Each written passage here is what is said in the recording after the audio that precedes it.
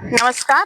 सर्वप्रथम मी आमचे नेते माजी मुख्यमंत्री सन्माननीय खासदार नारायणरावजी राणे, आमचे पालकमंत्री नितेशजी राणे साहेब आणि प्रदेशाध्यक्ष रवींद्र चव्हाण साहेब आणि जिल्हाध्यक्ष प्रभाकर सावंत यांचे मी आभार मानते की त्यांनी मला किंजवडे मतदारसंघातून उमेदवारी दिली आणि आज या सगळ्यांच्या प्रयत्नाने मी बिनविरोध म्हणून किंजवडे मतदारसंघातून निवडून आलेली आहे.